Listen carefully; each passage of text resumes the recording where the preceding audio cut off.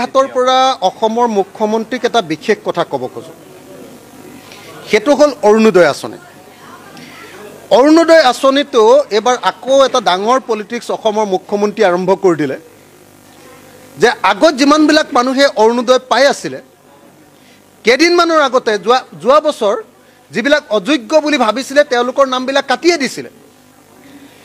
বাকী যিসকলে পাই আছিলে সেইসকলৰ নামবিলাকো এবাৰ কাটি সেইসকলকো আকৌ প্ৰাৰ্থী আগতে পায়ে আছিলে তেওঁলোকক আকৌ পাবনে নাপাব তাৰ প্ৰাৰ্থিত্ব তেওঁলোকে পোৱাৰ কাৰণে প্ৰাৰ্থিত্বৰ প্ৰত্যাশী ৰূপে তেওঁলোকক আকৌ আবেদন কৰিবলৈ দিছে। অৰ্থাৎ যিসকলে অৰুণোদয় পাই আছিলে পাই থকা মানুহবিলাকক আকৌ নাম কাটি তেওঁলোকক আকৌ আবেদন কৰিবলৈ কোৱা কথাটো অত্যন্ত বেয়া হৈছে। মইতো ভাবোঁ যে এইটো কৰাটো এটা নিৰ্বাচনী এটা তেওঁলোকৰ মানুহৰ মাজত মানে ব্লেকমেইলিং কৰি ভোট ল'বৰ কাৰণে পঞ্চায়ত নিৰ্বাচন আৰু ২৬ৰ নিৰ্বাচনত ভোট ল'বৰ কাৰণে কৰা এটা অত্যন্ত ২ নম্বৰী ব্লেকমেইলিং। এইটো বন্ধ কৰিব লাগে। যিসকলে পাই আছে পাবলৈ দিব লাগে।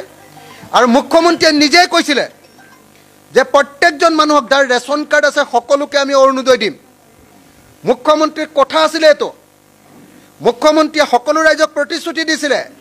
MP ইলেকশ্যনৰ তেওঁৰ আটাইতকৈ ডাঙৰ প্ৰতিশ্ৰুতিটো আছিলে যে আমি ৰেচন কাৰ্ড থকা প্ৰত্যেকটো পৰিয়ালক অৰুণোদয় দিম।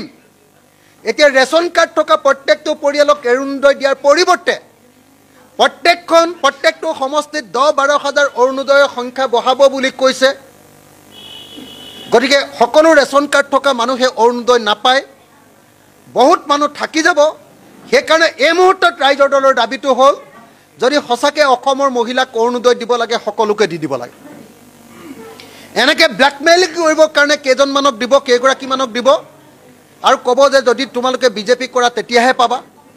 পঞ্চায়ত ইলেকশ্যনৰ আগতো আকৌ নতুনকৈ আকৌ হিতাধিকাৰী নিৰ্বাচন কৰিব, আকৌ MP ইলেকশ্যনৰ আগত আকৌ হিতাধিকাৰী নতুনকৈ নিৰ্বাচন কৰিব, আকৌ বিধানসভা ইলেকশ্যনৰ আগত আকৌ হিতাধিকাৰী নিৰ্বাচন কৰিব।